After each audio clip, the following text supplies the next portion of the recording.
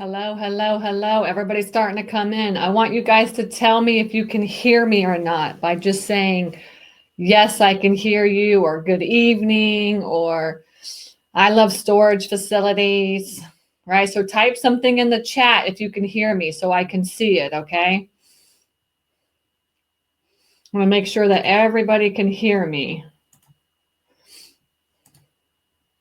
Okay. Just make sure.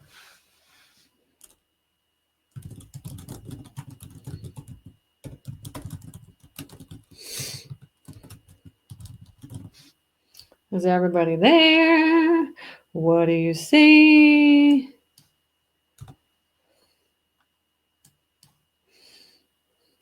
How is everybody doing? I'm going to wait just a couple of minutes just to let everybody get in.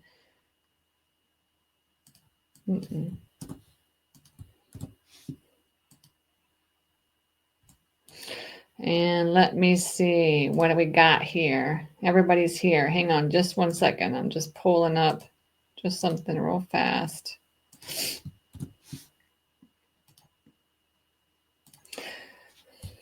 If you can hear me, say something in the chat so I can make sure that everybody can hear me. I want to just make sure that y'all can hear me. Hang on.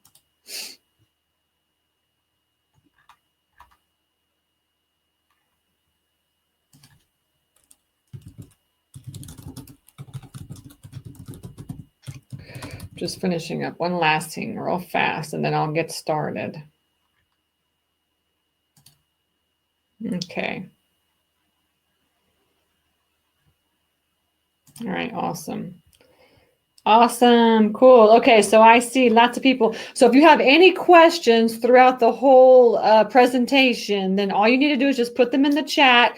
I'll probably answer them towards the end, okay? Just because I have a lot to go through and I don't want to get distracted and sidetracked and stuff. But once you're like, if you're listening to me and you're going through, it's like, well, what about this? What about this? Then just put it in the chat and I'll scroll through at the end and I'll ask everybody, okay? And let's see what else. Everybody's there. Okay, we're getting started. Okay, awesome. All right, looking good. Everybody's done. Okay, good, good, good. Okay. All right. Okay, so thank you guys so much for coming and hanging out with me on a Monday night, talking about storage facilities, which is the third love of my life, right? I got my husband, Pete. I got Lillian, and now I got storage facilities, okay? So I'm going to go through the presentation, and then and what I'm going to do is just give you a high-level overview of storage facilities. And in an hour and 15 minutes, I can't go deep into like how do you analyze deals or a lot of things. But I'm going to give you at least an idea of what you can start doing right now to go out and start looking for storage facilities. And what I'm telling you tonight, you can apply anywhere in the country, right? Anywhere in their country, because there are storage facilities all over all over that are all ready to be bought and managed properly. Okay, so I look forward to tonight. I look forward to answering your questions and teaching you about storage facilities, the storage industry. All right. So first of all, real fast before we get started, so I want to just introduce myself. Okay, my name is Stacy Rossetti. And I've been investing in real estate now for about 10 years. I'm in the Atlanta area. And I started out back in the day wholesaling and rehabbing. And I rehabbed houses for many, many years. That was kind of what I did. That was my thing. So whenever I didn't do a lot of wholesale deals, but I've done wholesale deals a lot. I love wholesaling storage facilities, and we'll get into that just a little bit. But I do wholesale and I do rehab still, but I don't really do a lot of it. If there's a really good deal that comes across my plate, maybe I'll do it. But I'm kind of just really focusing on storage facilities because in the past 3 years, I've bought 6 storage facilities. And I have about $1 million. I've paid about $1.5 million in storage facilities, and they're all worth now around $2.5 million, right? So in the past 3 years, I've gained a net worth of about $1 million.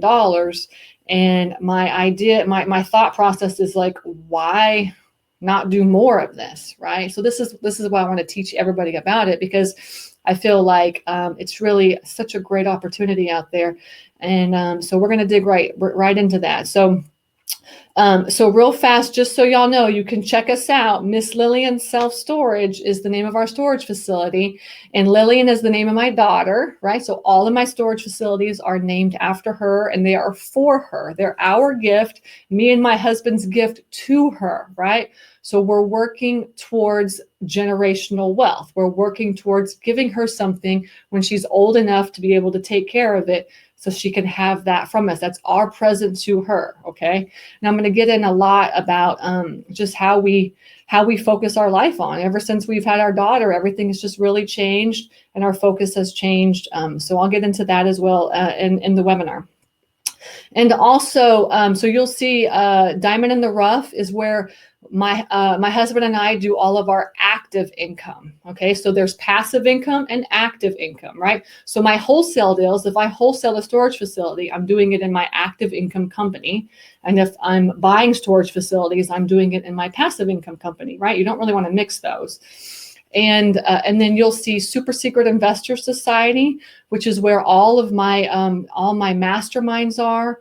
And Stacy Rossetti, you can check out stacyrossetti.com. That's where all my coaching products, all my online products will all be over the course of the next year. I'm working on all those right now. So my goal for this year is to help at least 100 people get that first deal. Right. And I'm really excited, and I'm trying to do this. I mean, I really want to help 100 people this year get that first year, get past that fear. Everybody has this fear of like, I don't know if I can do this. I don't know. It's the unknown. Right. So I'm going to help them do that this year. Okay, and then the South Atlanta REIA, I don't want to forget about that. I own the South Atlanta REIA, which is a real estate investors association. So if you're in the Atlanta area, you have to definitely come check us out, because it's the best community in the world, right? And this is where I facilitate that group, so I don't teach in that group, but you can come and learn about all different types of niches. Okay, and let's see what else. Okay, so I've already introduced you to my husband, Pete. You can see him in the picture. You can see Lillian. She's right there in the picture. She's going to be 4 in April. And basically what happened was in 2017, I got pregnant. That's what happened. I got pregnant. And so after that, and during the time when I got pregnant with Lillian, I was doing almost 20 rehabs. I can't remember if it was between 15 and 20 rehabs, but it was a lot of rehabs. I was the person that was always doing between 10 and 20 rehabs at a time, right? And I did that for 5 years in a row. And so what happened was I got pregnant, and I just started thinking to myself, because if you've ever rehabbed a home, and actually if you've rehabbed a home, you can put, yes, I've rehabbed a home in there, so I can see how many of y'all have done that. But if you rehab a home 1 or 2 or 3, you know how time consuming it is. I mean, rehabbing takes up a lot of time, right? And so just think about if you have 15 or 20 rehabs at a time, I was just going crazy, right? And I was just like, and I had a whole team. I had I had a project manager, and I had contractors, and I had an in-house, had an office manager, I had an in-house realtor. I had so many people working for me. And basically that's what happened, was that in 2017, I got pregnant. In 2018, I had Lillian, and, it was 2016 to 2017, I had Lillian. And for that first year, I just, I really just took care of her. That's all I really wanted to do, was just be there with her. I didn't want to miss anything with her, right? So what we decided to do, what my husband and I decided to do, was just, hire people to handle all of the rehabs for us, so that we could be home with her.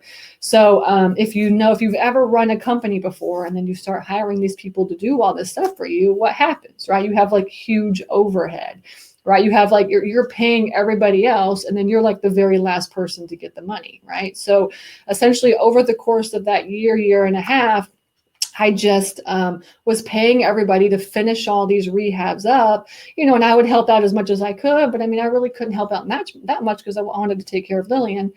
And so, I just, after having her for a year, and then just kind of having everybody run all my rehabs, I was like, there has got to be a better way, right? How do we make money but not work so hard, not try to get so much done or have to hire people to do everything and then just give them all my money, right? So my husband and I started thinking and started really looking at it.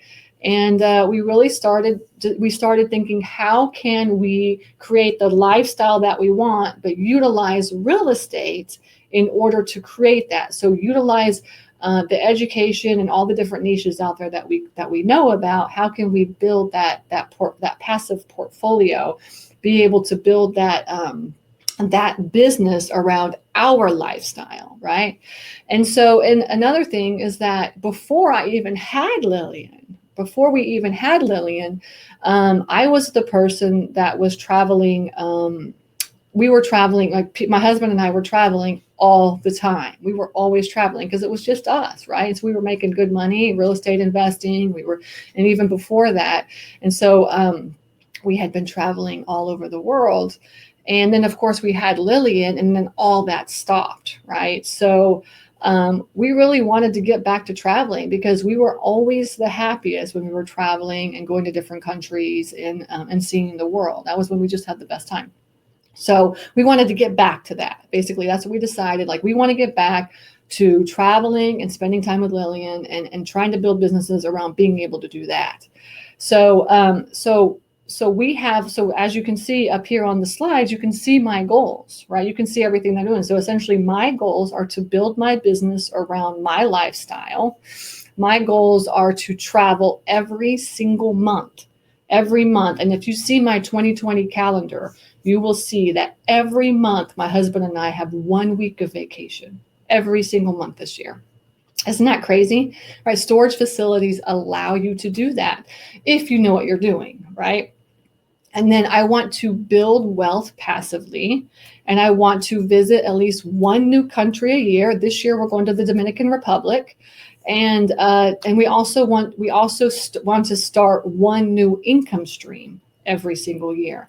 And if anybody knows me, if you've known me over the past couple of years, you know that I make money in a lot of different ways because I want to, just in case one doesn't work, I want to make sure the other one is bringing money in, right? So you don't want to have just one income stream. You want to have a lot of different income streams, and you want to do that passively, right? And so that's kind of what my goal is, and that's what we've been doing now. So that's me in a nutshell. And so as we get started going into the storage facilities and going into investing in it, I just want to, I wanted to make sure that you guys had my background, right? And so now getting into storage facilities, I want to make sure y'all know that I started a Facebook group. It's called Super Simple Self Storage. So please make sure that you search that and join. Okay. And that's just me I'm going to be doing videos on there and answering any questions that anybody has. If you come up with a property and you find a property, then, is this a good deal? Is this not a good deal? So you can post it out and everybody that's there can help, but it's a public Facebook group for everybody. And then, another thing that you want to do is you want to join all of the Facebook groups. So what you want to do is when you go to Facebook is just search a storage, right? Self-storage or storage. And then you just join those. And I think there's maybe 5 or 6 or 7. There's not a lot of storage groups out there in the whole country. There's only 5 or 6 or 7. So you can just by even just having that many groups, you can tell how big the niche is, right? It's not a big niche at all. And there's not really a lot of people that want to, learn how to invest in storage facilities, but just search, self-storage, and there's networks and all kinds of different things. And these groups, I'm telling you, are amazing. And they're storage facility owners that are advanced. There's newbies in there. There's people looking. People can post deal and now help me to now analyze this deal, or how do you find locks for your doors, or how much does it cost to pave your driveway? So all these different kinds of questions, you can post those not only in my Super Simple Self-Storage group, but also in the other ones as well too. So you can get some answers to some questions, right? And my group will be focused really on just kind of teaching people how to do it, whereas the other ones are kind of not really teaching you. It's just hey, post a question and you can get an answer for it, right? So make sure you check those out. So definitely become a self-storage nerd just like me. I'm always in the groups. I'm always posting, and I'm there to help anybody that needs help. Okay, all right. So throughout the whole webinar, we're going to use one of my storage facilities, the very first one actually that I bought, as a case study on what you could find out, possibly out in your area. Okay, so this storage facility, that's Lillian right there. Like I said, the storage facility is Miss Lillian Self-Storage Fayetteville, right? So that's kind of how we always say it, Miss Lillian Self-Storage Noonan, or Miss Lillian Self-Storage Ball Ground, or whichever ones. So this is the Fayetteville location. Fayetteville is just a suburb of Atlanta, right? So, so when you start looking for storage facilities, right? The ones that I teach about, the ones that I feel have the best value, right, are the ones that you cannot find on Google Maps, right? You cannot find by searching them online, all right? The ones that I buy are the ones that you're going to have to drive around to find, right? So that's why you can always see me posting hashtag driving for storage facilities, is because the ones that have the most value, that are not as expensive, are going to be the ones that you can't find. They're the hidden secrets, the abandoned facilities. They're the sellers that are just tired and unmotivated and just don't feel like running them, right? And they're the smaller ones. I'm talking about $500,000 or less, but it could possibly be up to $1 million or less, depending on what your budget is and depending on your location. Okay, so here in North Carolina, South Carolina, Tennessee, Alabama, Georgia, this kind of area, the price ranges are pretty much about the same. Okay, Kentucky, it's all kind of the same. And you can get a pretty good storage facility, a pretty decent storage facility, between 50 and 150 units for $500,000 or less, or more, or more units, a bigger facility. Okay. Now, for instance, if you're in Texas, storage facilities are expensive, right? Because they're just overbuilt. It's overbuilt in Texas, right? It's very hard. It's very hard to get started in investing in real estate. Investing in storage facilities in Texas, because it is quite expensive in Texas to buy a storage facility. Florida is the same way. California is the same way. Up on the East Coast, it's going to be expensive. It's more expensive than down here, right? So you're just going to have to know that if you're in other areas of the country, you may have to pay more than what I'm saying is $500,000 or less. But in the areas that I said, you can really drive around, and you can find some rather cheap ones here. Now, actually, while I'm thinking about it, why doesn't everybody post in the chat where you are from, so I can see like where everybody's at. So if somebody's in different states or whatever, then I can kind of talk about those states as well too. But primarily on the East Coast and the West Coast, it's going to be a little bit more expensive. Like in the upper East Coast and all along the West, it'll be more expensive than like anywhere in the country outside of Texas and Florida, right? Because those are the most popular areas, right? They're the most popular areas. Now, so good. Okay, good. I see some Chicago, Ohio. I see, what else do I see? Man, there's lots of people all over the place. Awesome, cool. So good. Ohio's and Chicago. I see Minnesota. Okay, good. Okay, awesome. Okay.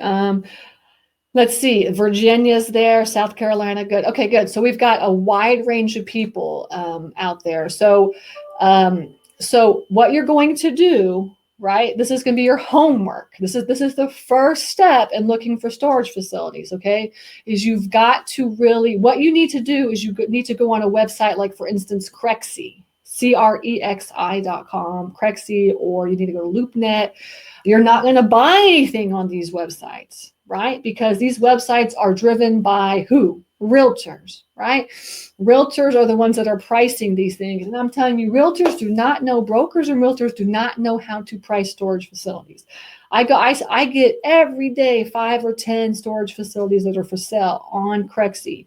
And the prices are just honestly ridiculous. It's ridiculous. So you're not going to buy them from this unless you have millions of dollars, because I've never gotten any facility that's sent to me through any of those websites that are like $1 million or less. Okay.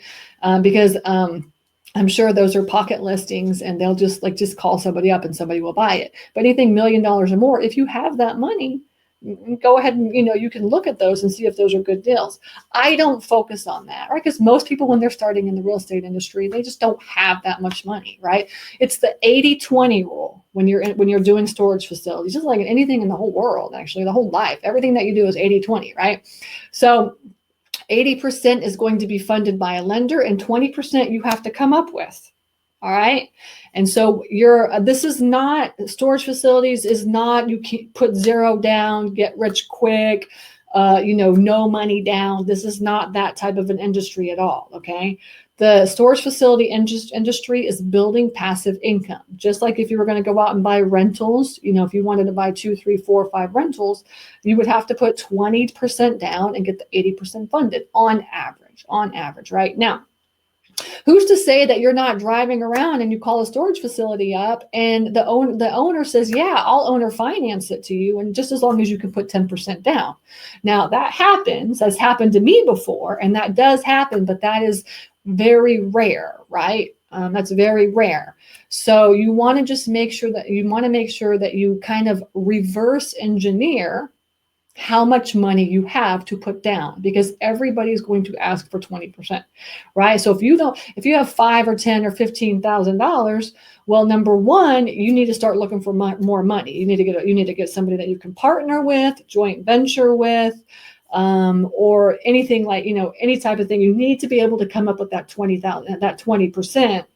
And then the 80% is easy to come up with. Man, lenders are everywhere. And especially what you can do is in the private Facebook groups. Just like if you do have 80% ready to go and you go out and start looking, all you have to do is post in the private Facebook group, like, okay, I have money. I need to, I've got my 20%. I'm looking for a lender to fund the 80%.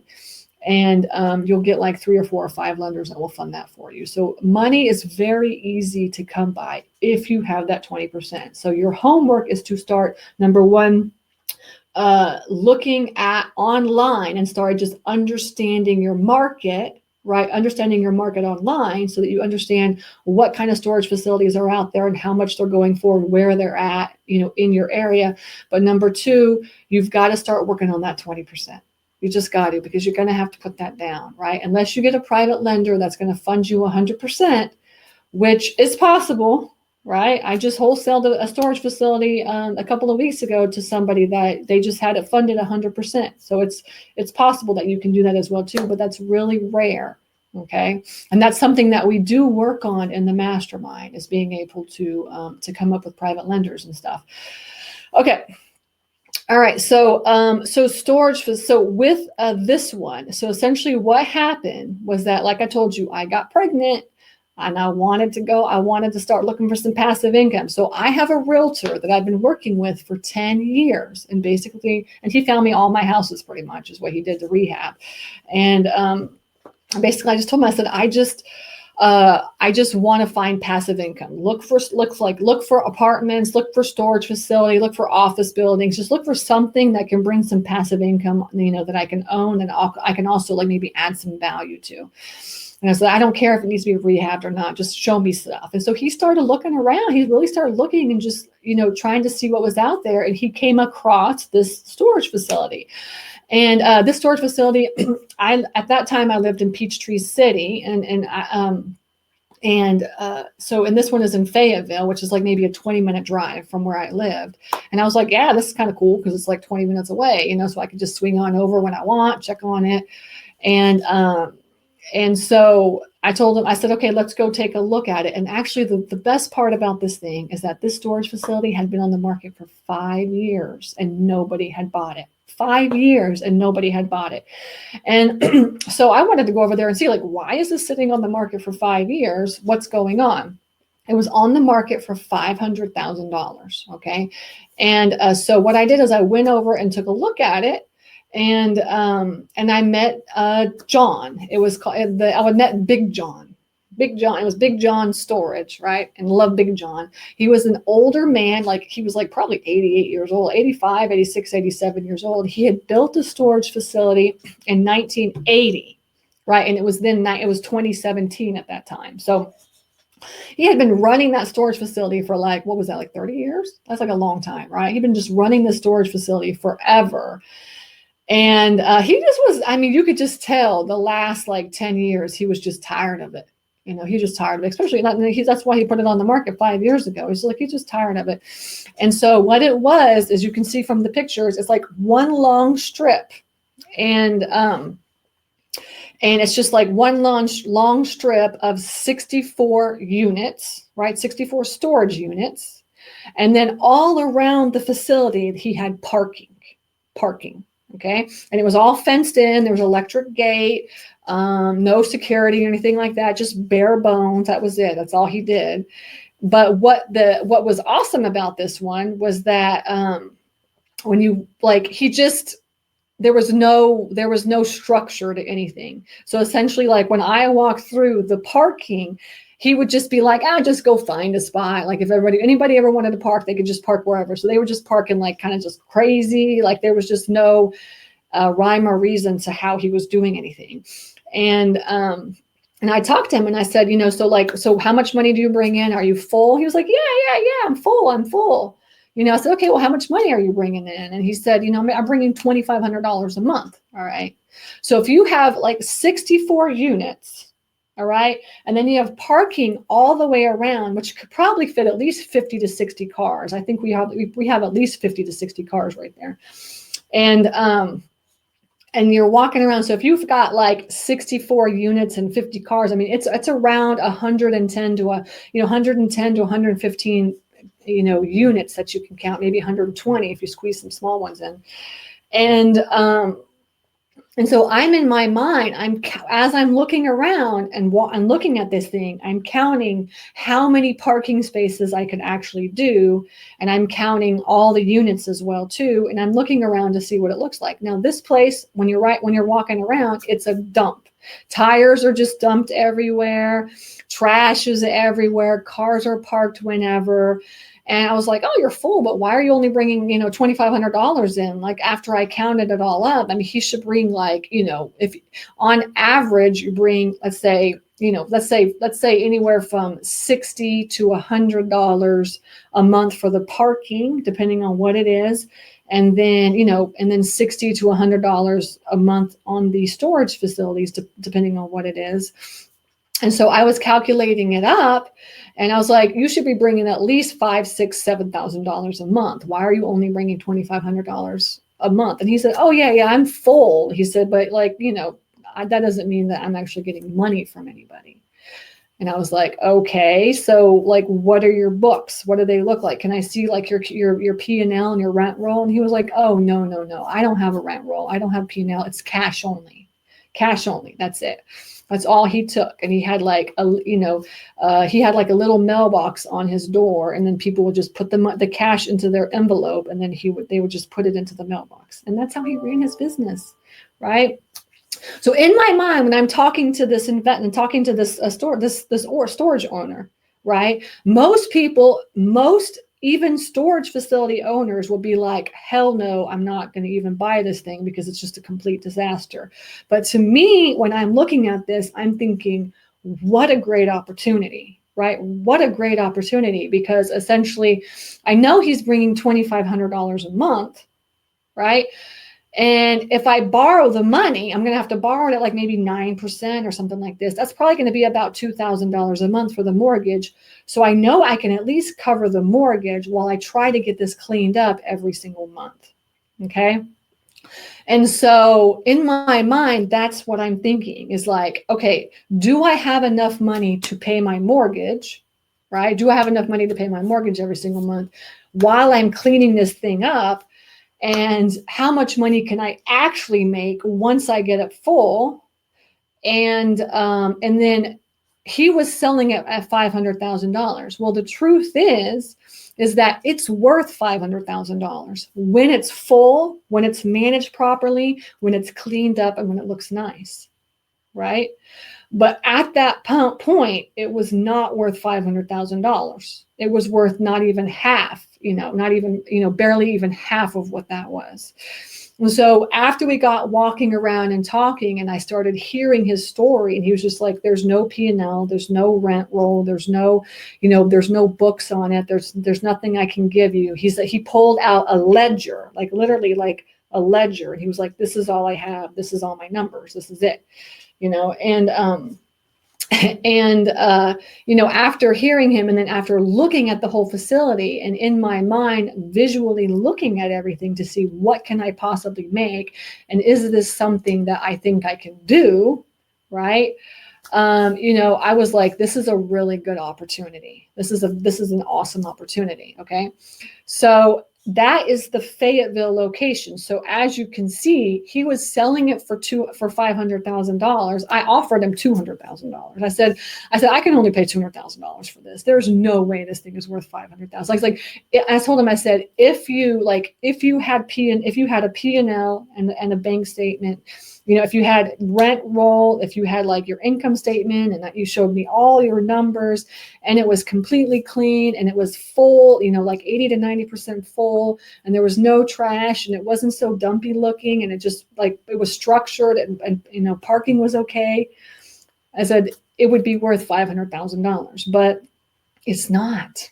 It's not worth $500,000. I was like, it's barely even worth $250,000.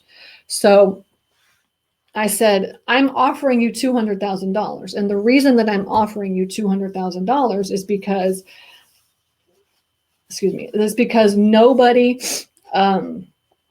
nobody will pay this. Not nobody will pay this. No bank will fund it. There's no bank that I'm going to be able to go get a commercial loan. No bank is ever going to fund this because you have no numbers. I have nothing to go off of. It's like buying a new facility, So I said, because of that, I really can only offer $200,000. He was just like, $200,000? No, I can't do $200,000. And I said, well, you're going to have to think about it, because it's going to have to be somewhere around $200,000, because what's going to happen is I'm going to have to go get a private lender. And my private lender is going to charge me like 10% interest. I could go to a bank and get 5% interest, but because of the way that it's run, I have to pay double. And so after I explained that to him, you could see that in his mind, he was thinking like, okay, like she's kind of probably right or whatever. So like, what can I do? And so after we talked for a little bit, and I offered the $200,000, and then my realtor and I left. And the next day he called and he said, okay, I'll do $250,000. That's what he said. I'll do $250,000. And I was like, okay, fine, I'll take it. So essentially I bought this facility that can produce at least, we're making right now full, we're making like $6,000 a month. And on top of it, now it's worth $500,000 at least. Okay. So that is what I love about storage facilities. That's what I love about storage facilities, is that you can find such great value add if you know where to look and know how to find them. All right. And, and I'll show you at the end of this, presentation, what our cap rate is right now. It's through the roof. It's awesome. Right. So there's not a lot of properties out there that can not only bring you in 25 or three. We're making $3,000 a month after we pay our bills, $3,000 a month. And then on top of that, we've increased the rate to $500,000. We could sell it right now for $500,000 at least, at an 8% cap rate. We've been told this. And so that means we made $250,000 in 3 years, right? That's just unbelievable. Okay. So on to the next one. All right. So how do you find these storage facilities? All right. Everybody asked me this.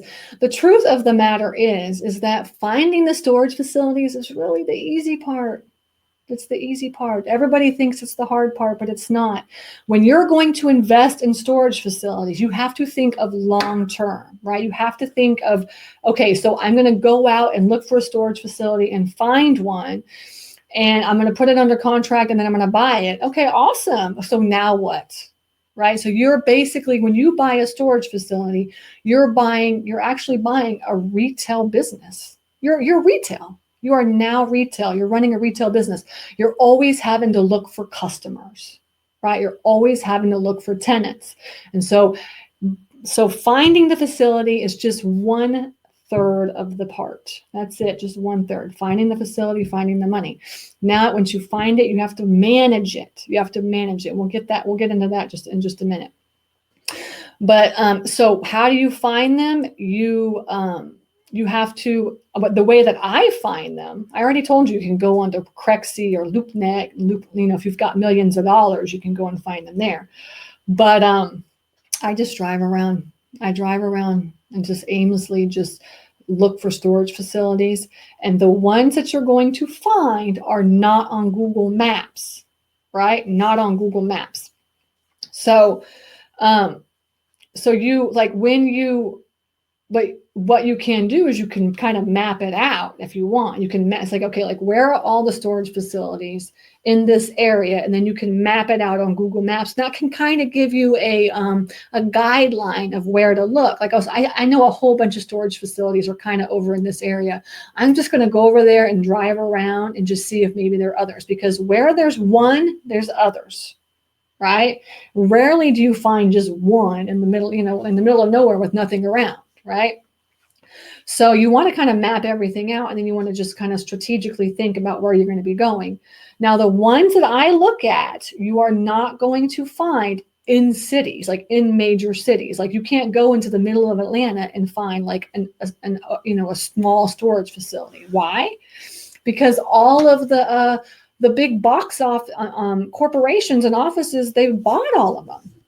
They bought them all. Right? There's no just mom and pop shops in the middle of Atlanta anymore, right? So all these CubeSmart and Public Storage and U-Hauls and all these big ones, right?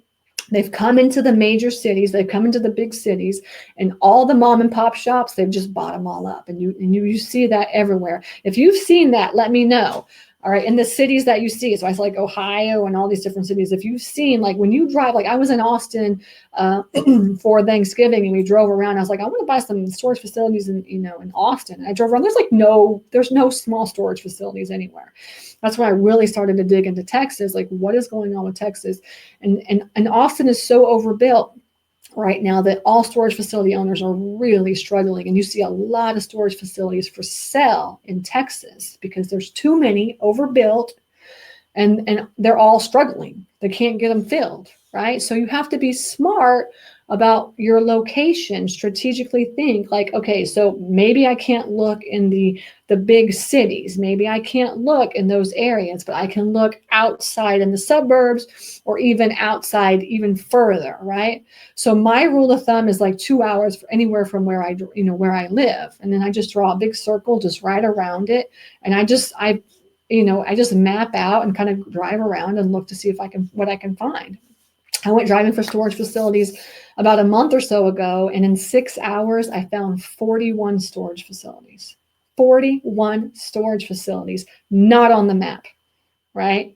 So you have to be smart. You can't go around cities. You have to be outside of the cities, outside, even sometimes if it's like so overpopulated, like in Houston, like you just got to be like way out, what I'm saying? Like when it's so overpopulated.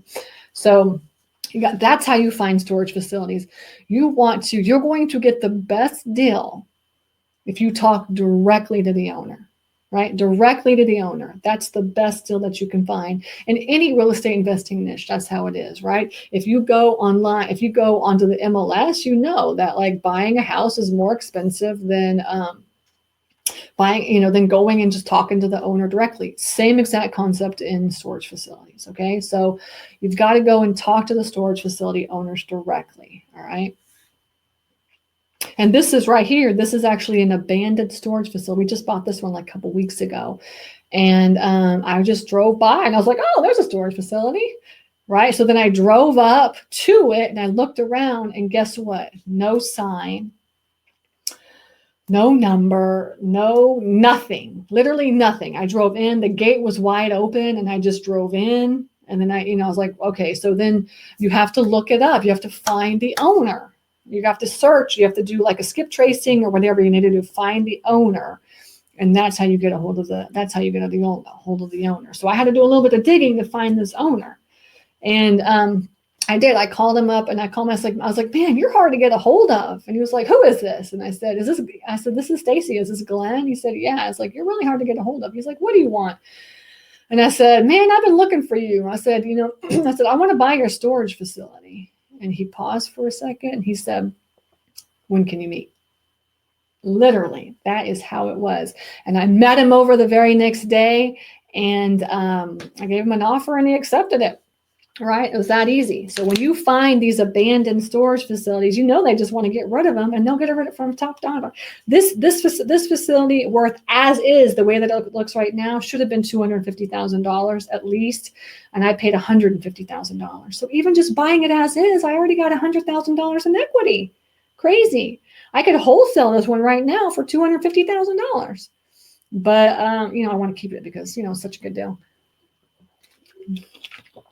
Okay. All right. So now you're calling up the storage facility owners and you're talking to them. You're building some rapport. Say, hey, Johnny, I know I just talked to a guy the other day, and and I was like, you want to sell your storage facility? And he's like, oh, you just missed me. I just sold it like a week ago. I was like, man. So he literally just had sold it. So when you're talking to the storage facility owners, you want to just build rapport with them, right? So you build rapport and then you just start asking questions like, okay, so how many units are they? How big are your units? Does it have a gate? Is it paved? Is it concrete? Is it metal? Do you have security cameras? So anything that you can come up with, really, all the different questions. If you join the mastermind, I'll give you like a full checklist that you can ask everything. But, your typical questions is really what you want to ask, okay? And just getting to know them, and and then you want to just look around the property and see how much work it actually needs. How much work does it need? And most of the time, like this is basically one of them that we bought. So you can see it's kind of like it just needs a good power washing. There's like a sign on the sign fell. It's on the ground. We just and so this one here. What happened was I was driving for storage facilities and I drove by and I literally just called the number on the sign.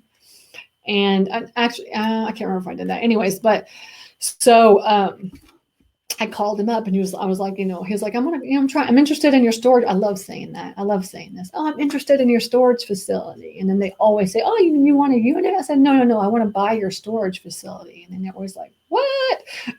So I love saying that to everybody. And then when I talked to him, he's like, where are you? And I said, I'm like right here in front of your storage facility. He's like, oh, I live around the corner. Let me come by.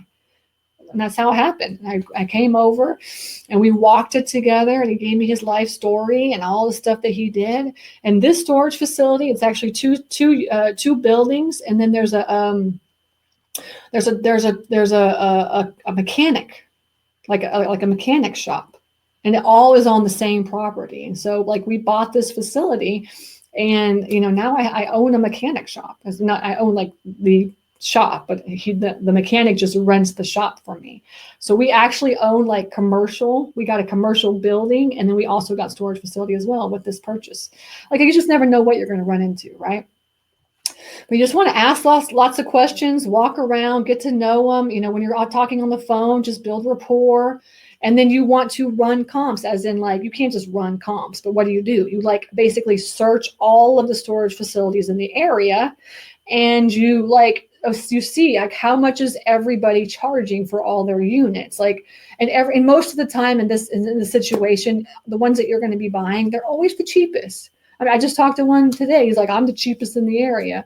And I'm like, that's not how you run your business. That's why you can't run it. All right. So, but you want to find out the prices of each of the units. You have to call your competition in order to do that. Okay. And that way you can come up with a price, for your, how much money can you actually make, based on the competition that's around, how much money can you actually make, right? So this guy here, I mean, he's charging like $35 to $40 a unit for like a 5x10, which should be like $60 a unit. So you also know, like, okay, great. I know when I buy it, I can raise prices, right? I can always raise prices, or maybe 6 months down the road, you can raise prices and, something like this. Okay. All right. So everybody in the chat, do me a favor and write down what you think the most important document that you need to get from the seller is in order to make a decision. What is that most important document? All right. What do you need to get from the seller? I want to see some guesses out there as to what you think you need to get. I already told you, I already told you a whole bunch of lists of documents that you need to get. What's the most important one that you need to get? All right, Candace says rent roll. What else? Who else has some guesses? P&L, rent roll, P&L, rent roll, profit loss. Okay. All right, so deed. Somebody said deed. Okay, good. So rent roll. If you can get anything at all from them, the most important thing is the rent roll, right? Because that's going to show you how much money that he's made every single month for the past 12 years. Okay. Now, it would be awesome. Now, and if I could get all those other things, but actually the truth is every single storage facility that I've ever bought, I've never gotten anything. Nothing, not one thing. All right. So you'll hear like lenders, I can just hear them going like, what? Or, you'll hear just, I mean, even storage facility owners are just like, every time that I look, like, I need to have all your, and I talk to a lender, send me all the financials. And I'm like, there are no financials, right? I have one that I'm trying to wholesale right now in Dublin, Georgia. If anybody's interested, you can contact me. It's 44 units on almost 3 acres. And the owner, he manages his property with Post-it notes. Post-it notes. That's it. That's all he's got is Post-it notes. There's no finances, right? So the ones that you're going to be buying, right? The ones at least that I buy, that I look at, that I feel have the most value, the most opportunity, are the ones that they can't even pull out numbers, all right? I bought one over in Franklin where I drove by and I gave him a call, and he was like, the owner was like, where are you? And I was like, I just passed your place. He's like, can you turn around? All right. So I turned around and I went, and of course he wants to talk. He's like 80 years old, and he built so odd, so funny. He built like an office, right? And he built all his storage units are all there. And he literally every day goes to his office from like 8 in the morning until like 6 o'clock at night and just sits in his office. I don't know what he does all day long. I was like, man, that's a waste of time. You only get like 5 calls a day at the most, maybe 2 or 3 calls a day. And he would just sit there. And so when I saw him, I basically was like, okay, well, what are your numbers? Show me your numbers. Do you have anything that showed me? And so he opened up the drawer and he pulled out a yellow notepad and he put it down. And when he did that, what do you think I was thinking in my mind? What do you think I was thinking in my mind? Right? I was thinking, oh, thank you, Jesus. And it's so funny, right? Because when they pull out a notepad, you know that they have no idea what they're doing. No idea. All right. That facility is worth at least $450,000, and I bought it for $189,000. Right. So you want to get rent roll if you can, but you're just not going to be able to get it most of the time. All right, guys. For the ones that have the most value. If you want to go out and build new, and if you want to go out and do like huge, big, 200, 150, 200, 300, units, then definitely ask for P&L, rent roll, all these different things that you can ask for. You want to make sure you get as many documents as you can. But for the ones that I buy $500,000 or less, most of the time, they just don't have it. They just don't. All right. Okay, so Stacy, how in the heck do you fund these things? And we got into that a little bit, all right? But so uh, there's a lot of different ways that you can fund these things. Okay, so number one, of course, like I told you, a commercial lender. It's the 80-20 rule, right? You have to be able to fund 20% and they will bring 80% to the table. Money is so available right now. So if you've got that 20%, you can take advantage of it right now. There's also SBA loans. SBA loans are perfect for storage facilities. Perfect. They love them. And there's a couple of lenders out there that, for instance, like Live Oak, like all they do is storage facilities and all they do is SBA loans, right? But their minimum is like $1 million or less. So, but if you want that, go check out Live Oak. It might be a little bit less, I'm not sure, but they won't do like super small ones or anything like that. But there are lenders out there that will do like smaller loans, right? So you can just, ask it in Facebook groups and lenders will show up. Or if you come to my mastermind, I'll actually have 5 different lenders coming and all they do is loan to smaller loans. But so lenders, and then what I love is owner financing and seller financing, right? Because the thing is that a lot of these storage facility owners, even though they just manage their properties on their yellow pads, what they want to do is they do not want to pay, right, capital gains. They don't. I'm telling you, out of I would say out of 10 storage facility owners that I talk to, 5 of them will say I'm not going to sell because I don't want to pay capital gains, right? And they really have this in their mind, they have this idea I'm going to have to pay like $50,000 in tax. I don't want to do that. So they hold on to these storage facilities, right? So you are now knowledgeable enough to say, have you ever heard of the option owner financing? Right? Or seller financing, because you'll pay the capital gains, but you'll pay them over the course of 5 or 10 or 15 years, however long you want to hold that note out for, right? So you can educate your sellers on owner financing and how to do owner financing. And actually, I've done this several times, and it's not, and they are so open to this. A lot of them are very open to this. The older ones, they don't want to pay that capital gain. So that you say, okay, so you educate. So okay, so have you ever heard of owner financing? Why don't you just be the bank? Because essentially, what happens is that I'll pay $250,000 for this over the course of 10 years, but at 5 or 6% interest.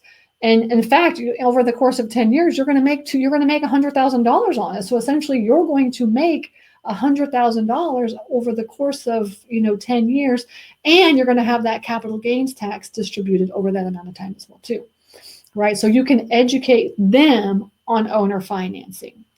Okay.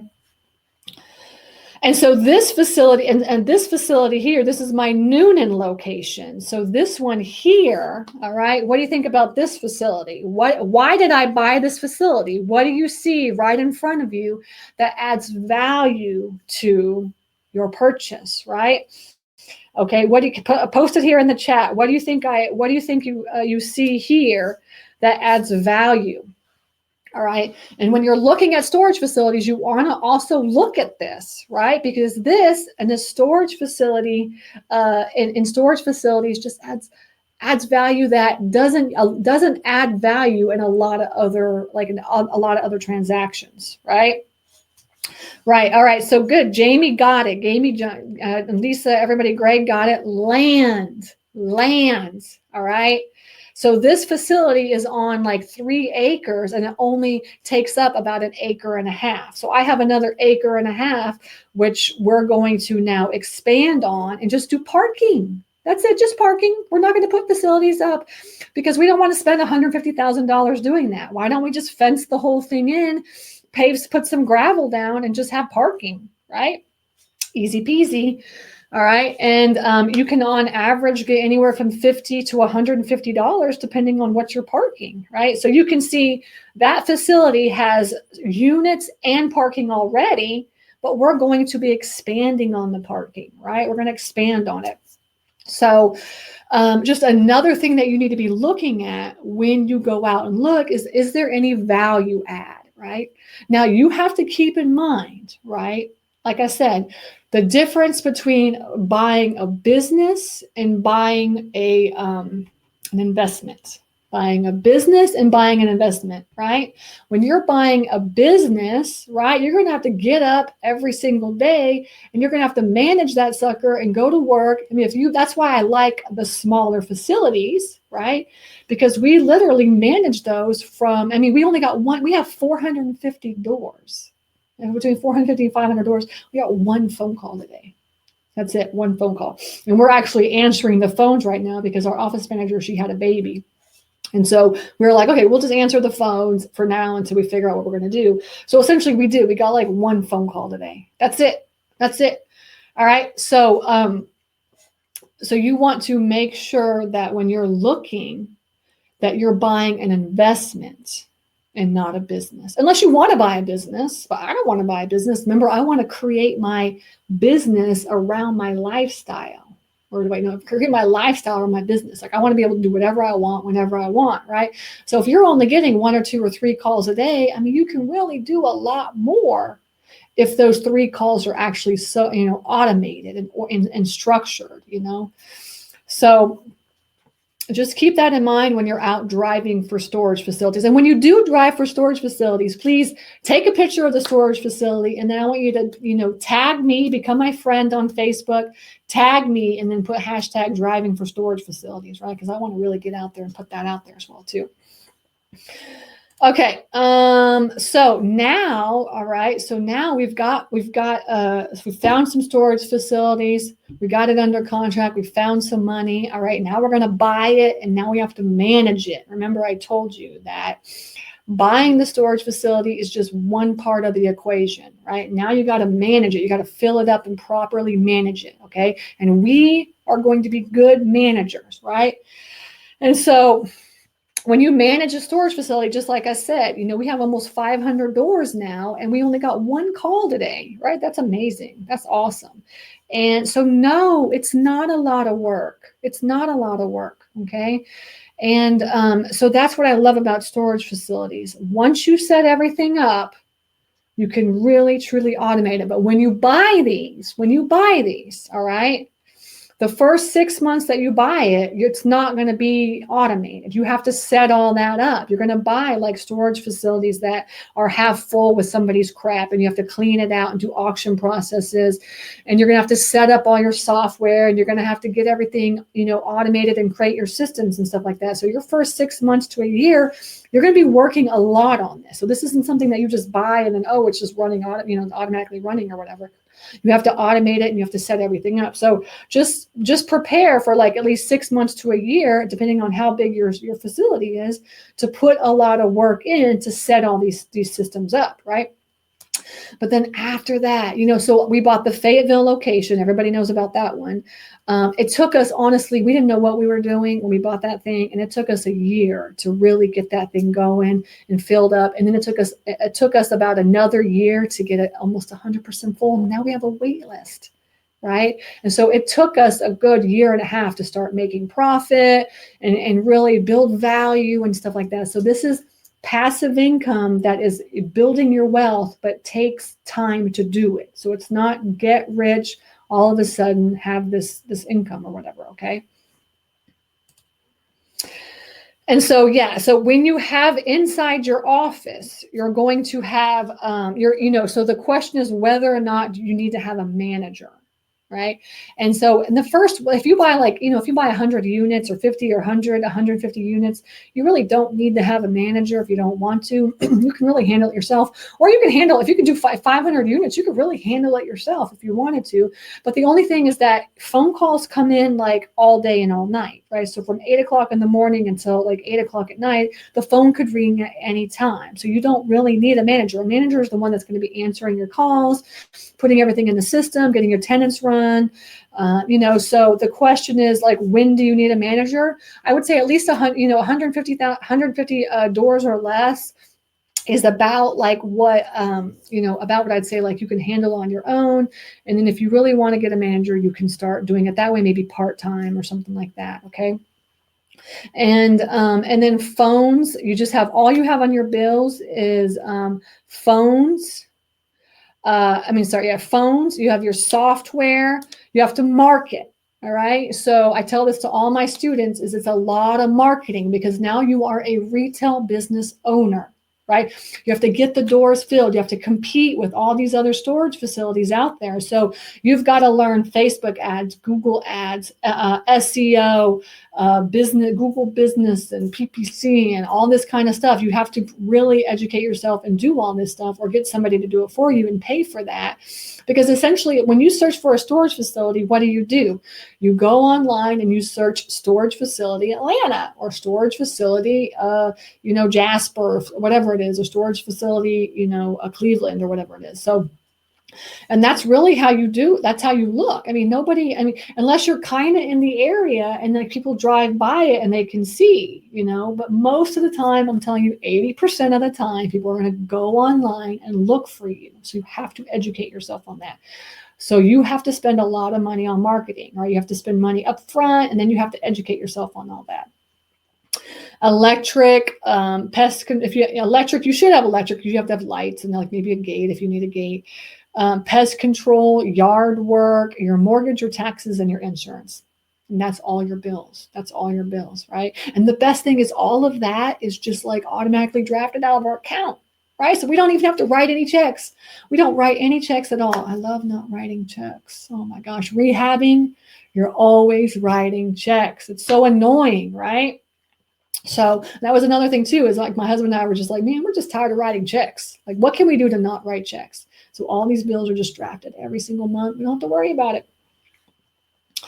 Okay. And so now you are going to manage your property, and you're going to be the best manager that you can possibly be, which means that you are going to put your foot down, right? You are the type of manager that trains their tenants, right? And you are the type of manager that puts their foot down. You don't let anybody take advantage of you, right? You can't let anybody take advantage of you, because they will take advantage of you, right? Tenants will take advantage, all right? So they are like, Christmas just passed, and my husband is such a sucker. He's such a sucker. And so like people are like, oh, I got to pay like next month, can I pay double on February because I spent all my money on Christmas and stuff? Right. And I told him, I was like, you can do that one time. That's it. But that's it. Like, they need to know that the auction process is starting on the 25th of the month, 25th of February, like if they do not pay. So anyways, but you have to, like in normal circumstances, you have to put your foot down, because the tenants will take advantage of you. You cannot but be one of these owners that's like, 4, 5, 6, 7 months later, like they're just owing you hundreds of dollars, because I'm telling you, they will not pay that. Right. So what you want is to get them out as soon as possible. And then you want to fill that up with somebody that will actually pay. Right. And that was a very big lesson that we learned on the Fayetteville location, because in the very beginning, these people had just been paying cash. And then they were like, oh, now I got to pay online, and like it's all automated. And it was just this whole big fiasco and stuff. And so we were very, very lenient for like the first 6 months. And the funniest thing is, like, after 1 year, I was like, I'm gonna do an increase in the price, and I'm gonna and like in the facility, and that Fayetteville facility, people were paying like for like a 10 by 10, it was like $30 or $40, when like it should have been like $60, $60 to $70, right? And so I was like, okay, it's been a year now. I need to increase the rate. So I gave them 60 days notice, all generated all through the software. And I said, I let them know, like, the rate is increasing and it's going to increase to this much. Everybody's paying this much. This is how much it is. And I thought everybody was going to leave. And guess what? Nobody left. Not one person left. And we made, in that month, in January of that year, like 2018 or whatever it was, we made like almost like $2,000 a month just by increasing the rents of everybody, right? So don't be afraid to increase rents, but don't be like, crazy like every month or whatever. Because like I have a lot of people that come to the facilities are like, how often do you increase rents? And I said, we do once a year. And he was like, Oh, because the one that I'm coming from is literally like every 90 days they increase it like $5 or something, you know. So you don't want to be like that, but like you want to do like every 6 months or a year you can increase it. You know, so like I'm saying, what I'm saying is that you want to put your foot down. You want to train your tenants, get tenants in there that really understand that you're trying to feed your family and run a business, and at the same time you're going to you're going to automate and systematize everything, and you're going to be that manager that runs it properly, and you want to create this company, right? You want to create a company that you can sell later if you want to, right? So your goal is to sell it if you want to, right? But you have to create that company that you can sell, right? So my husband sold his company. He had a home inspection company. He sold it like 2 years ago, and it was totally automated and systematized. And somebody just put it out there, like, I'm thinking about selling it, and somebody came in and looked at the business and bought it. And the reason why is because they just knew all these systems they could take and just like start doing themselves. It's the same exact concept here. Is that you have to create this company that maybe later down the road you want to sell and somebody will come and buy, and you can make a little bit of money on the back end, right? Okay.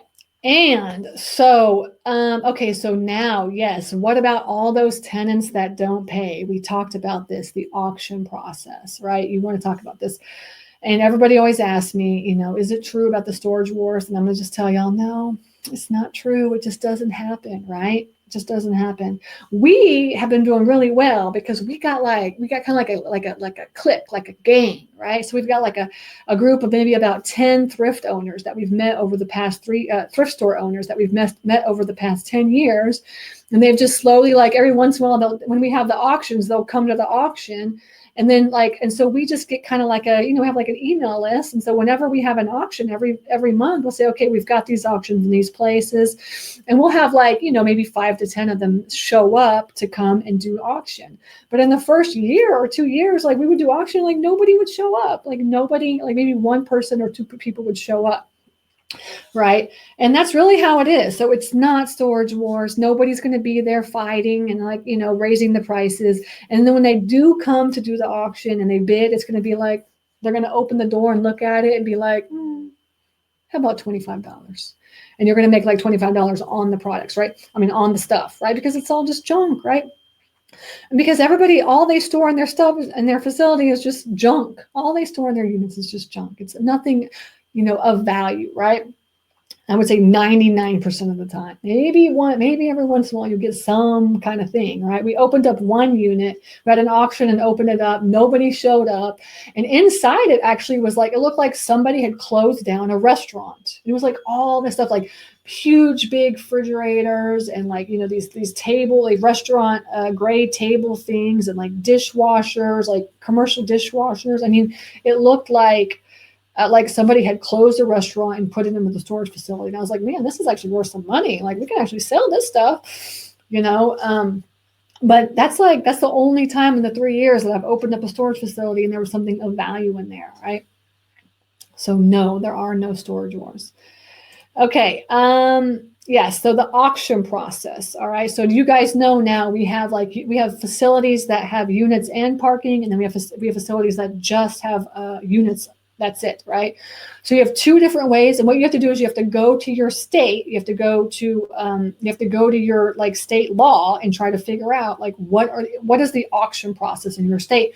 Every single state is different, but it's all kind of the same, right? So in the state of Georgia, you have to put you have to put an ad in the paper. You have to put an ad in the paper for 14 days. You have to notify them by certified mail, and you have to give so much time notice. So you have to give so we basically give a 30-day notice to do our auctions. And so what I'm saying is that the auction process in every single state is completely different for units, right? You have to figure out what that auction process is, and then you create a system and implement that so that you can properly do that, and you want to document that inside the software that you use, right? Inside the software, because people come back after the auction and say, hey, where's my stuff or whatever. And so then you want to be able to pull that up and be like, we called you five times, we left you voicemails. And actually in the software, what's awesome is, is that it'll show you, like, even when they open the email, right? Or even when they open the text, you can text right in the software, and you can see the emails right in the software, and it'll show you all that information. So I say, oh, well, you opened the email, these 3 times. And then I see that we mailed you a letter on this day. We emailed you 4 or 5 different times, and you can go through the whole process because you have it right there. And then you say, like, oh, would you like me to email this to you? Because I can email you everything that I did, so you can see the entire process of what we did. Because they will come back later, and they'll, sometimes they'll come back and be like, hey, what's going on? So you want to be able to show that to the tenant, right? And then for vehicles, completely different process. Vehicles are either abandoned vehicle process, or you just need to tow them, right? You have to have the towing process. What's the process for you to be able to legally tow them off your property? And what's the process for you to be like, hey, like this was like for instance, the Fayetteville location, when we bought that location, there was like 10 cars that like nobody claimed. Like for a year, we searched and searched to find the owners of these cars, and nobody claimed them. Well, guess what? We do the abandoned vehicle process. And then we can actually, if there's no liens on those vehicles, we can actually claim those vehicles. We can get those vehicles, and then we can do something with them, sell them, or whatever we want to do. And that's a whole process that you need to learn about within your state as well too, right? But parking and vehicles is a very complicated process, as well as the auction process for units. So just please educate yourself in your state on that, okay? Okay, so now we're managing our facilities. Things are going good. So when you think about your storage facility, right, you're thinking about I always teach this in all, if you've been to any of my classes, any of my masterminds, anything that you do, I teach the 6 departments, right? Your business has 6 departments, okay? You have your office department, your marketing department, your acquisitions department, your finance, your management, and your liquidation department. All of these 6 departments are all running simultaneously, right? So you've got to be able to manage your office. Who's going to do that? You've got to be doing marketing for all your storage facilities as a PPC, SEO, Facebook ads, Instagram, whatever you want to do, all these ads out there. You have to be able to be out driving for dollars, or, looking for properties. You've got to always be looking for money, right? Because you want to be able to have that money just in case you come across that deal. You've got to be managing your properties with that software. You've got to be out overlocking them and, driving around, making sure there's no trash anywhere, making sure they're properly run, cleaned out when people move and things like this. And then you've got to be able to build those systems internally within your business so that you can liquidate it later if you want to do that. Right? So you have all these departments running at one time. And it doesn't seem like it's a lot, but in the beginning, if you set this up and take time to set these up, you won't be drowning in that later, right? And it won't be, once you start, managing it, you won't be drowning in that and managing your business at the same time, right? So you got to think about the 6 departments that you have, right? And then how can you buy them? How can you manage them? And are you going to sell or hold them? And based on what you're going to do, you can figure out how you can run that business and systematize that business, okay?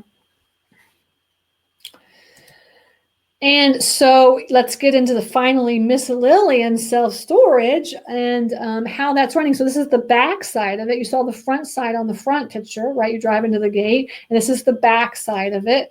And this is actually, I ran the cap rate on a cap rate calculator. You can just download a cap rate calculator right onto your phone, right? And then you can just punch these numbers in, and you can find out what your cap rate is based on what you're making, right? So you can see these numbers here, right? So I bought it for 200. I gotta make this big because I'm blind. Tell me what these numbers are. $260,000. So I bought it for $250,000, and I borrowed actually an extra $10,000 to clean it up, get all the trash and the tires and clean. It needed to be cleaned up essentially. So I borrowed an extra $10,000 for that. And so $260,000, we make around $72,000 a year on that, right? Because it's 100% full. And the vacancy rate is around 3%, right? So it's rarely vacant, like I said, we have a waiting list right now on that property. And the operating expenses come to around $30,000 a year, right? So you can find a calculator to plug these numbers in so you can get the cap rate out of there. But as you can see on this facility, we're making like a 13% cap rate on it, right? I'm telling you, when you go and look on Crexy, when you go to look on LoopNet and you look at these storage facilities, you will not be able to find a 13% cap rate. You're going to see 5, 6, and 7% cap rate. I was driving for dollars last weekend with a student, and we called up one of the storage facilities that we saw and talked to the owner. And the owner was just sitting in the office, and it was like 5 o'clock at night, or like 4:30, 5 o'clock at night. He was just sitting in the office. And so we started to get to talk, and I was like, he's like, well, what cap? He's like, I'm looking for, I don't want to sell. I'm looking for storage facilities. Like, what cap rate are you getting on your facilities? And I was like, I'm getting anywhere from like 10 to 20% right now. And he was just like, what? And I was like, yeah. He's like, I can't find anything for like more than 7%. And I said, yeah, I know.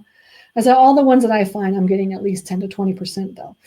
And he was just like astounded, literally astounded that I could find a commercial property that got that cap rate. But that's how it is in storage facility. Man, I just love those so much, right? That's why I love them so much. So my question to you is, how are you building your long-term wealth? Right? What are you doing right now to build your long-term wealth? Right? If you're doing houses, how many houses would it take you to get $3,000 a month? Right? You can post that here in the chat. Right? What are you doing to build long-term wealth? How many houses would it take for you to make $3,000 a month? Right? On average, you're getting maybe $300, $400, $500 a month rent, maybe even less sometimes, right? Because some people don't even know how to calculate their numbers, and so they realize they're not getting that much. And and how many houses would you have to buy in order to get that much money? And how much time would it actually take for you to accumulate that many houses, right? So if you are making $300 a month on your houses, right? How many houses are you going to make? 10 houses is what you're going to take. How long is it going to take you to get 10 houses, right? So we did that. We did that really in the last 3 years. We've done that. We bought it, and then we started making money. After the first year and a half, we started making that per month. Okay. So that's my question to you. How are you building your long-term wealth? What are you doing right now to do that? And this is why I feel, honestly, like self-storage is the real estate niche that no one is investing in, but everybody should be investing in. Right. And I hope that you guys take that to heart, to start really looking at how investing, and then really kind of just consider, this is why I've started the super simple self-storage mastermind. Right. And I have a mastermind right now, and I only have a few spots left.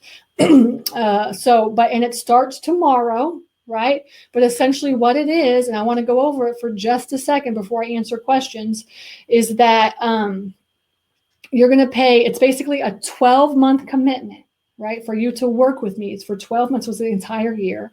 And then we're going to meet every other week for the entire year. And I'm going to be your coach, and I'm going to show you how to do all these things, right? And it's $497 a month for 12 months. What you're going to get out of that is you're going to get 20 2-hour virtual Zoom calls, right? And this is group coaching, right? So we have a total of 30 people in the group, and we're going to meet on Tuesday mornings from 9 to 11, pretty much every other Tuesday morning from 9 to 11. And if you can't make the calls, it's fine, because they'll be recorded, and then you can watch them later. And then I'll be there to facilitate the call. And then periodically I'll bring somebody in to come and talk and also talk, so I'll have like a lender that comes in, and I'll have a couple of storage facility owners that I've befriended in this area that will come in and talk as well too. So you'll meet actual storage facility owners and hear their stories. And then you're also going to have a two-day masterminds where all 30 of us get together, and then we mastermind. If you haven't been to a mastermind before, then essentially what it is it's basically everybody's going to have a chance to go over their business. what their wins are and what their challenges are, right? And all of us as a group are going to come up with ideas for them to help them so that you get unstuck and you can keep moving forward. The goal is from now until that mastermind. The first mastermind is in the spring, is in April time, is in April, is to get you a storage facility under contract. So this is for people that are serious about buying storage facilities, right? Because my goal, like I said, is 100 people to get them their first deal this year. So I want to help 30 people to get their first deal by April. And then hopefully everybody will have something under contract by then. And then from April on, we're going to spend time on like managing your properties, getting all your systems done, getting automated, and learning how to scale up and get ready to for the next year, or, to buy another one, halfway through the year or something like that. Okay. Whatever your goals are. If you want to do one, you can do one. If you want to do, like I have somebody in the group that wants to do 4 storage facilities, But the thing is with the mastermind is everybody's on the same level. People may or may not have invested in real estate before, but they're on the same level, as in nobody really knows how to invest in storage facilities, and they all want help to do this, right? And nobody owns any storage facilities, right? So these are all beginner investors in the storage industry, right? And so then also we're going to have infield training days, right? So you're going to have like a whole day with me where I'm going to show you, like, we're going to drive around and we're going to go look for storage facilities. And we may swing by one of my storage facilities as well, too. So you can see that as well. I can kind of walk you around it and see how I looked at everything and stuff. Essentially, you have a whole day with me of just going around and looking and driving for storage facilities. And I just spent a day doing that with one of my students. And after the whole day, he was like, man, it just makes everything so clear now, right? So to spend a day and actually see how I do it, we're going to call up storage facilities and talk to owners on the phone right then and there. You know what I'm saying? So we'll do all that together. And then as soon as my online course is done, you'll have access to that as well too. A super simple self-storage is almost done. We're working on it right now, and you'll have access to that. And then on top of that, you're going to learn how to wholesale storage facilities, right? I just wholesale the storage facility right before Christmas. It was a Christmas present. I made 50 grand on it. 50 grand, all right? So I'm going to teach you how to wholesale storage facilities. And so then that way you can get some quick cash as well too, right? So this is long-term building. This is long-term investing, right? But, if you come across a storage facility that you don't want, like, why not wholesale that thing out as well too, And if you find a good one, like the one that I bought in Ball Ground, I could wholesale that out easily and make 50 grand if I wanted to.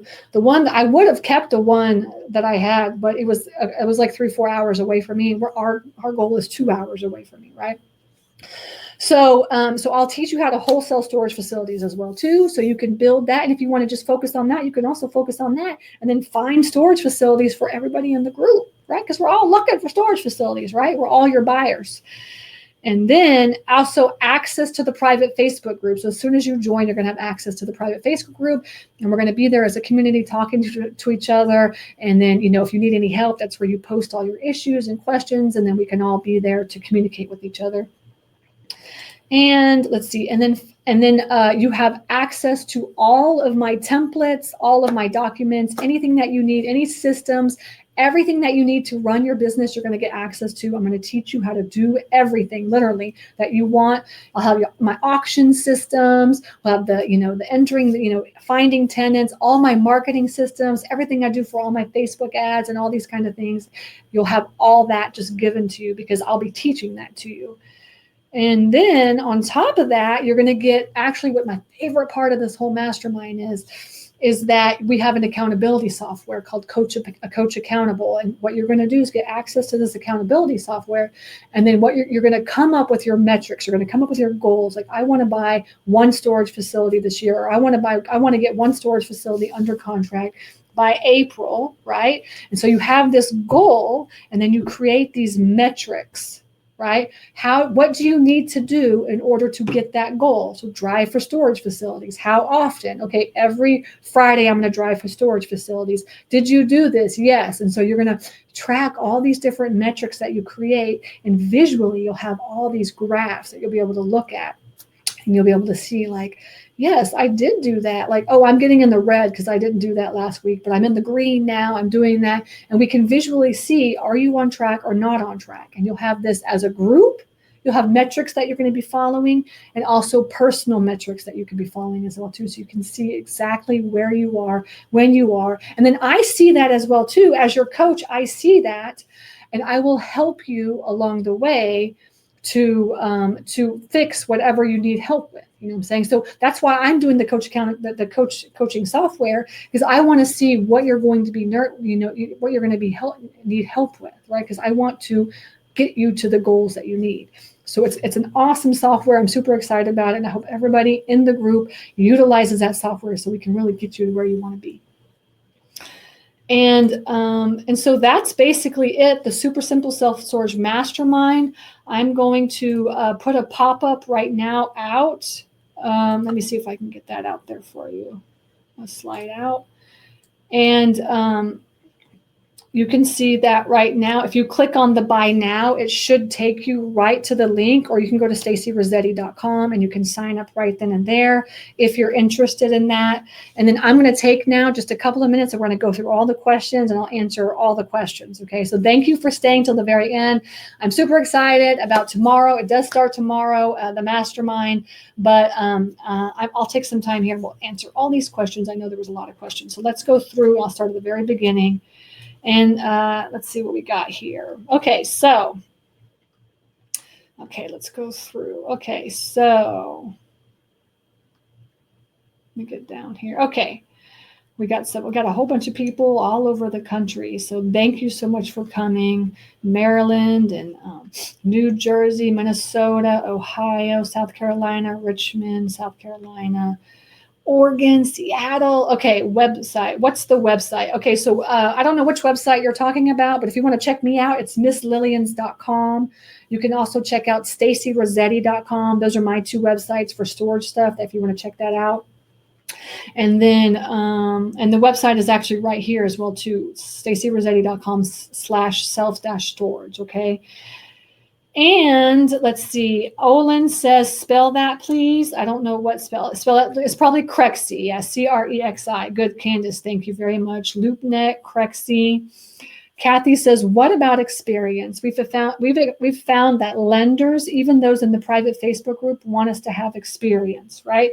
There are lenders out there that do not require you to have experience. And actually, if they require you to have experience, my question to you is like, what kind of a lender is it?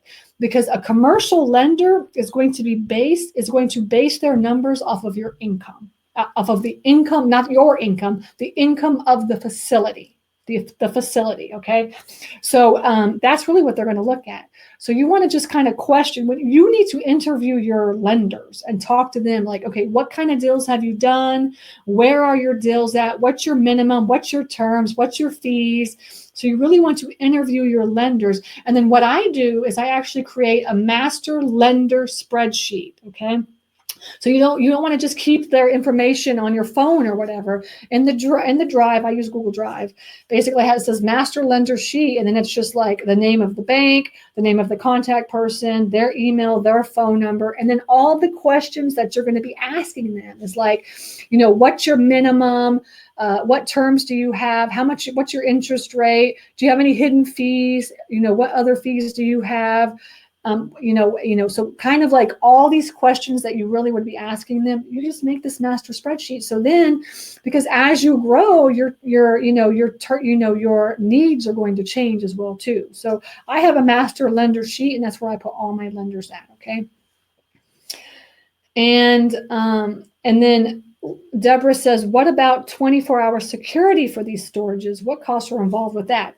Okay, so all the storage facilities I have, there's no security. I don't do security because it does cost like $10 or $20 or $30,000, depending on how big, your facility is, right? But the truth is that half of the time, like I just went to lunch with a storage facility owner, and he spent like whatever, $10,000 or $20,000 to put this whole storage facility in this a security system in. And then he got broken into. And so they went to the cameras to go look, and like the camera was not angled at the units that got broken into. Like just totally missed the whole area. and that happens. Honestly, I hear stories like that all the time. Right. So I actually have storage facility, like my storage facility, one of my storage facilities, we have a gate, but we just leave it wide open. That's it. Wide open. And I'm telling you, it's in the city too. It's in the city. And nobody even comes into that. Nobody even breaks into it. But another thing is that when you are signing your tenants up in your contract, you want to make sure that they know that you are not liable for their stuff. Right. So for instance, like they know that we don't have security at our place. We don't have it. If you want security, go to some place where you can pay $150 or $200 a month. But I cater to $50 to $120 a month. That's just not something that we offer. Right. So we make sure in our contract that it says that. And then we also offer insurance. Right. And so that's another way of supplementing your income is that you can offer insurance, and then and we actually require it, is what we do. We require insurance. And then we just add them to this insurance policy and make a little cash on it. And then they're protected, just in case they're protected. And so, and then you're asking about insurance. The ones that I'm buying, honestly, are not very expensive. Maybe like $1,000 to $1,500 a year. That's it. $100 a month, maybe a little bit more. That's all that it costs for the storage facilities. Okay, so insurance is not that expensive. The bigger they are, the more insurance it costs, the more it's going to be, right? But on these little tiny units that I buy, at least, it's not expensive. What liability do people and you need to carry? So you need to have insurance. You need to have general liability insurance, like just in case you get broken into, you need to be covered on that. Okay. And it's like commercial storage facility insurance, like warehouse insurance is what it is. What is private money lender financing? Okay, so PML is private money lender. Yeah, so that's private money lender financing. That's basically going to like your friends and your family and your neighbors, your coworkers, and being like, hey, you got some money? Can I get some money from you? Not in that respect. You got to be more formal about it. But essentially, you're asking the people around you in your circles for money. That is what's private money lending. And it's totally legal just as long as you do it within the SEC guidelines. Who is on site to manage Fayetteville? Nobody. We have no on-site anybody at all at any of our facilities. We have one boots on the ground person that works 1 day a week and goes and checks on the facilities and maybe locks people out, sweeps clean. That's it. That's all we have. Nothing else. He only works on Mondays. And then we have an office manager. She's pregnant right now. I mean, she just had a baby, so she's not answering the phones, but she'll be answering the phones, and she does all our office work. And she works 25 hours a week is what she does. That's it, 25 hours a week. And that's it. So essentially, like between both of them, it's like 40 hours a week, something like that. That's it. Okay, private money lender. Thank you. Okay, I live in the metro here in New Jersey, where Deborah says, if the storage facility is too far out of the city or in rural areas, who wants to drive out that far? The people that are living there all need storage. Storage needs are everywhere. If there's a city, there's a need for storage, right? And, we have a facility that has, and we're in like a very rural area, and this thing is running great, right? So storage is everywhere. And, so you have to drive out, like if you just have to figure out like what your, like, do you not want to drive that far? Well, then only look within 30 minutes of your house or whatever. But the thing is, like, if you live in the city, like, you're not going to find anything that's affordable. You have to find something that's like millions of dollars. Whereas, like, let's just say you live, for instance, like an hour outside of the city. Well, then you might be able to say, like, okay, within 30 minutes of drive, I can just go around and look for storage facilities in this area. And if one happens to come by, then that's the one that I'm going to get. You can do it like that. Okay. We're going to buy, our goal is 4 more this year. So we do 2 within 2 hours. And like, our storage facilities are 2 hours away, and we manage them that way. Like, they're literally 2 hours away from us. Okay. All right, good. Okay. We've got, let's see what else. Anyone want to partner on the Dublin deal that was just mentioned? Okay. Candace is looking for some partners. Okay, Jeff says min 250. I don't know what that's about. Kathy says, can you contact? Oh, Yvette says, Kathy, can make about the after the funding about funding. Okay, good.